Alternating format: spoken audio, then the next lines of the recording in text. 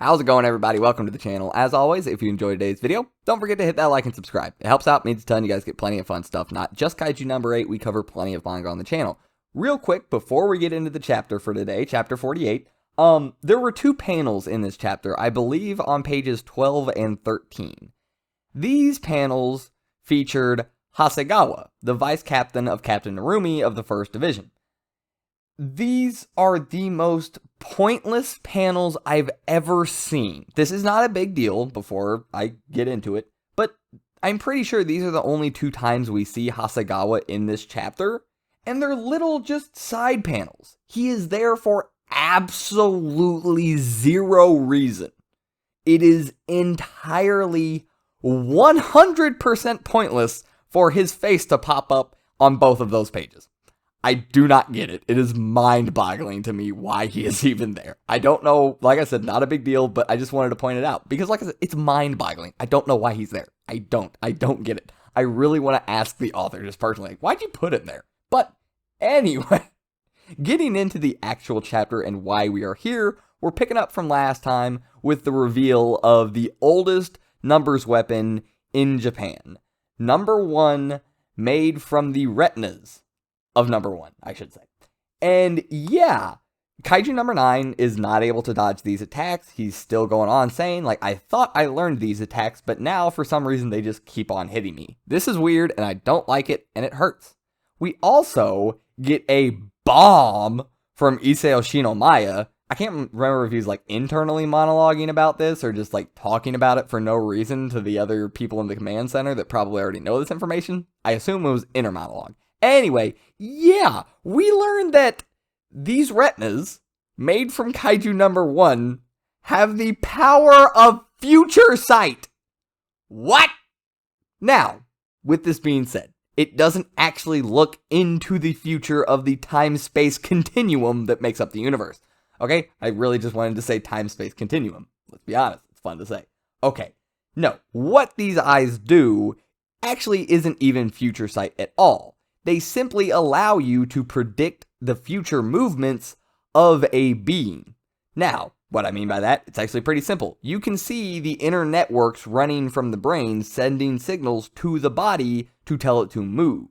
My arm will not raise up until my brain sends the signal to my arm, the nerves register it, and it can then move up. These eyes, see those signals. So, before Kaiju number 9 tries to move his right arm to get out of the way of an attack, Narumi can already see those signals headed to the arm, so he knows he's going to move like that. When he moves like that, well, you just got to shoot right here and bam, you just shot his hand off. Congratulations! You now know what people are going to do before they even do it. That is ridiculous, okay? We keep going with this, and Narumi says, I can see all of the signals going straight to a singular point. That is your core. So, before number 9 can even react, Narumi just blasts straight through him with slash salvo, one of his bayonet squadron techniques. This was dope. He literally just comes through sliding with both hands on it, just straight through number 9. He's got shots going through him, so he's slashing him multiple times, and a salvo is typically used to describe a flurry of projectiles hitting something, like a salvo of rockets. There's also a lot of holes going through number 9, so I believe slash salvo is a slash attack with, well, I mean, he was cut into multiple pieces, so there were multiple slashes, but during these slashes, Narumi is also firing off the gun portion of the bayonet. Sorry, there was a fuzzy flying by the camera. Got it out of the air. Perfect. Anyway, yeah, slashing through with the bayonet while using the gun portion to just riddle them with holes at the same time. Super dope attack. Super dope panel. It reminds me a little bit of Zoro, my favorite character. I absolutely love him from One Piece. And just the dopest sword cut panels to me, some of the dopest, sorry, are when you can see they just went straight through somebody and they just slid through in that ending pose. Woo! I love it when they slide through with that pose at the end with the blade. That's nice. I love it. I needed that. It was a terrible day of work. Anyway, yeah, moving on from this. Well, actually, we don't move on from this. We saved the day! Woo! the Honju's destroyed! Narumi, Kafka, you guys did it! Kikaru, even you helped out! Yeah, if it felt like we were jumping the gun on this and Kaiju number 9 didn't actually get his final finale, well, you'd be right. But we don't get there for a little bit. So yeah, we get the great woohoo, yay moment. Isao's still kind of skeptical, like, no, not yet. No, not yet. And he's still watching the screen, and no big surprise moment is coming. They're cleaning things up. Hikaru is following through, doing her job properly. And yeah, the guy sitting next to him, the bald dude, his confidant, sitting there like, yeah, it always happens. Just like with Narumi, and now with Kikaru, the younger generation always surprises me. And Isao is getting hit with that same surprise as this dude is saying it. I can never remember the bald dude's name. I gotta go back and look it up. I can't remember it to save my life. Anyway, yeah, we get these nice moments. We're cleaning things up. And Isao even gives Kikaru some praise on something. Remember, going back to her earlier flashbacks, not the one with her mom, but previously, those other flashbacks, we had seen that he didn't show, like, when Kikaru was top of her class, getting perfect scores, like, just blowing everything out of the water. He always acted as if, great, that's what's expected. It's not like you went above and beyond, you're doing the norm. Keep doing better. So, yeah, him finally telling her that she did a good job, you can see the reaction on her face. She wants to cry right now, and oh my god, it was so wonderful to see Kikaru finally hear those words out of her father for so long, because we know her father's not a bad person. We know he has made a cocoon around himself after his wife's death to try and make sure something like that never happens again, especially for his family. Oh my god, when we get to the end of this chapter, oh, I swear to god. Okay, we also get this super cool moment where we get Kafka, we get Narumi, even get Kikaru at the end, where we're going on about this dream, this vision that Isao had has finally been complete.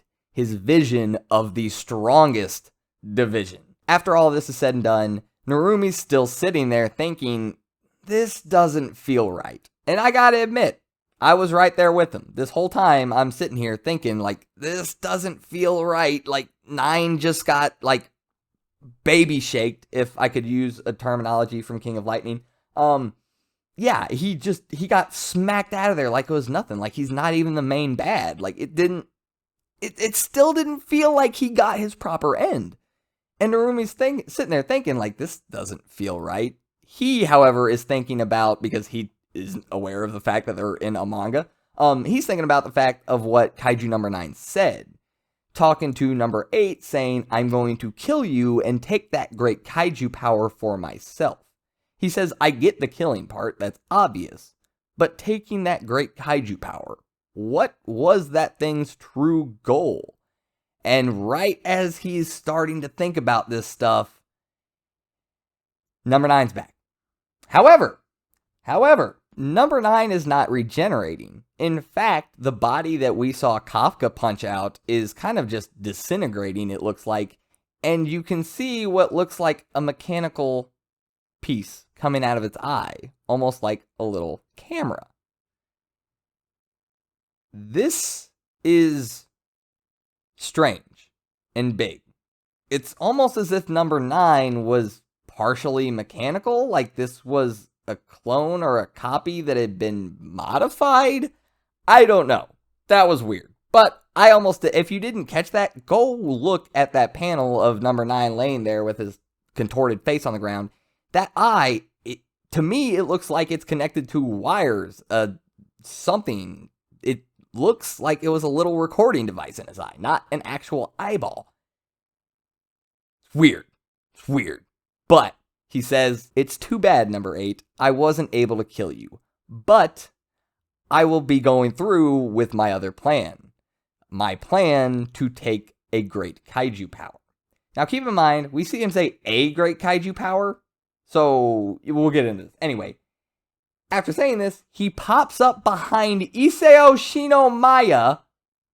Yeah, he coming for Papa Shinomiya. This is... okay. Okay. If we know how old people work in shonen, this is not good. Old people die a lot in shonen. This is okay. Yeah, he pops up behind Shinomiya and says, "I've found them. A compatible user and Kaiju number 2."